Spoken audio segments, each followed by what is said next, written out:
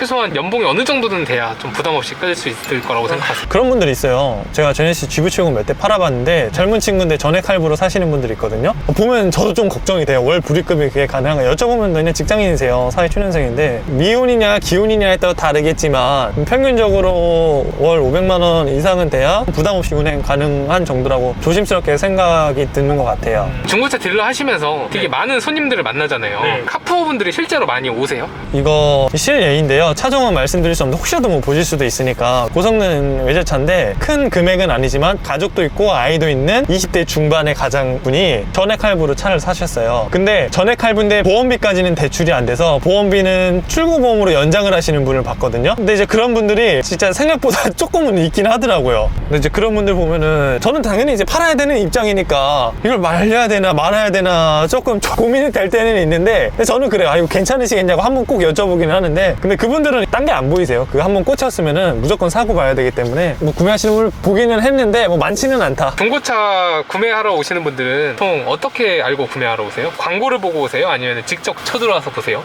직접 로드로 오시는 분들은 이제 거의 없고 엔카나 차차차 이런 대형 사이트에 제가 차를 사서 광고를 올리거든요. 그런 광고 사이트들 보고 오시는 부분이 대부분이고요. 가끔 주변에 지인 소개로 오시는 경우가 있습니다. 구매하러 오셨는데 중고차 딜러분들한테 경계심을 보이거나 그런 분들도 많이 계신가요? 있기는 하는데 요새는 광고를 올릴 때 엔카 진단이라는 거 혹시 보신 적 있으세요? 네네. 진단 차량은 허위나 거짓 정보 있을 때 엔카라는 사이트가 보증을 하는 차들이잖아요. 그래서 손님들이 그 경계심을 조금은 낮추고 오시는 것 같아요. 아, 그러면 매입하신 차량을 모두 엔카 진단을 받으시는? 네네, 엔카 진단을 받고 판매하고 있기 때문에 안 보고 구매하시는 분도 요새는 많으세요. 아까 차량 구매하셨다고 하셨을 때 뒤쪽 도어 교환이 있다고 하셨잖아요. 네. 단순 교환 있는 차량에 대해서는 크게 신경을 안 쓰시는 편이세요? 저는 그런데 손님들 중에서는 보험 이력 있는 것조차도 싫어하시는 분들이 있더라고요. 사람마다 다 다른 것 같습니다. 저 같은 경우에는 본네트 안쪽에 있는 주요 프레임들이 판금이나 교환이 들어간 차는 저도 안 타요. 유사고 차들 조금 찝찝한 것도 있고 좌우측이 안 맞는다, 소리를 어떻게 했을지도 모르니까 이런 이유들로 그런 차들은 저도 피하고 있습니다. 그 실제로 유사고 차들 있잖아요. 네. 그런 차들이 나중에 문제가 많이 생기나요, 진짜로?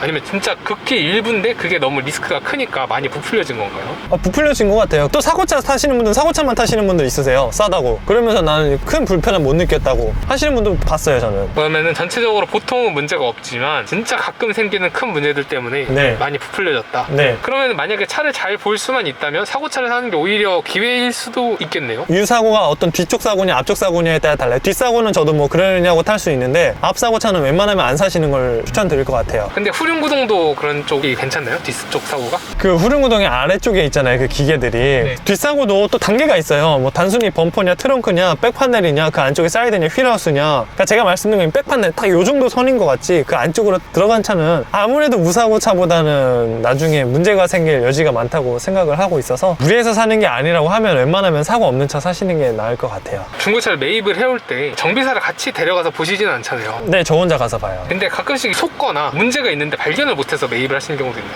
저희도 사람이다 보니까 속는 경우가 있을 수 있고 놓치는 부분이 있기 때문에 그런 걸 다 계약서에 명시를 해요. 구매하신 분들도 저희 딜러가 숨기고 판 게 있거나 뭐 해서 법적 책임을 물으시는 것처럼 저희도 만약에 나중에 정밀 검사 들어갔을 때 다른 게 있으면 1차적으로 말씀을 드리고 협의를 보고 협의가 된다고 하면 이제 거래가 이제 마저 진행돼서 명의 이전하는 거고 그게 안 된다고 하면은 저 같은 경우는 뭐 길게 끌지는 않아요. 그냥 돈 주셔라 차 다시 돌려 보내드릴 테니까 이런 식으로 할 때가 있습니다. 외판 교환 같은 경우는 매입하실 때 감가가 많이 되는 편인가요? 그렇지 않아요. 뭐 딱 정해진 건 아닌데 차값 대비 보통 한 3%에서 5% 정도 굳이 이제 정하자고 하면은 그렇게 정하고 있어요. 외판 교환 같은 경우에는 좀 주행하는데 문제가 있거나 그러진 않나요? 사람은 진짜 뭐 피부기 때문에 대신에 교환하면은 이 교환한 거하고 하지 않은 부위의 색깔이 조금 다를 수는 있어요. 그런 게 상관없다고 하면 주행에는 전혀 상관은 없는데 흰색 차들은 조금 연식이 된 차들은 좀 티가 많이 나더라고요. 누래지거나. 네. 가끔씩 보면 사고차는 아닌데 외판 교환을 엄청 많이 한 차들이 있더라고요. 있어요. 뭐 한쪽 치면 딱 갈린 차들. 그렇게 외판 교환이 많은 차량들은 구매하는데 크게 문제가 없을까요? 이게 서양차예요. 나는 그런 거를 감안하고 좀 저렴한 걸 사겠다. 난 그게 싫기 때문에 완전 무사고 차량을 사겠다. 이게 다르잖아요. 근데 앞산박이라고 해서 사실 차에 대한 하자가 있는 건 아니거든요. 말 그대로 여기 겉에만 교체를 한 거라서 크게 문제가 생기는 부분은 없다고 생각을 해요. 본인이 까다롭지만 않으면은 외판 교환이 아무리 됐다고 하더라도 여기 전체가 다 외판 교환이 됐다고 하더라도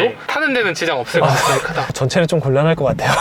그러면 뭐 비가 좀 새지 않을까요? 그럴 수도 있을 것 같고. 근데 이게 문제가 뭐냐면 저희들이 외판 작업을 했을 때 당장에는 솔직히 멀끔해 보이는데 시간이 지나면 지날수록 녹이 좀 올라온다거나 기포가 생긴다거나 아무래도 조금 하자 같은 것들은 발생할 수 있어요, 시간이 지나면. 마지막으로 오늘 촬영 소감 한번 말씀 부탁드릴게요.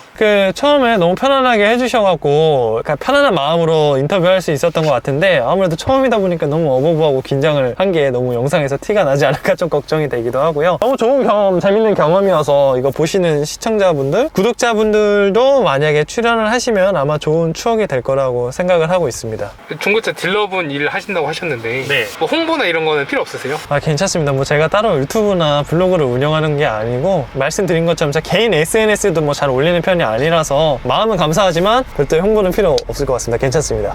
이걸 오늘 인터뷰 응해주셔서 정말 감사드리고, 저도 정말 좋은 경험 됐던 것 같습니다. 네, 먼 길까지 와주셔서 감사합니다. 고생 많으셨습니다. 뭐 일단 신차가 아니니까 제가 100% 원하는 대로 출고한 거는 아니에요. 저도 뭐 썬루프 있었으면 하긴 바랬는데, 그거는 중고차니까 제가 이제 조금 내려놨고, 스포츠 패키지 모델을 해서 일반 제네시스 차량이랑 조금은 다른 외관 차이가 있어요. 외부 중에서 제일 마음에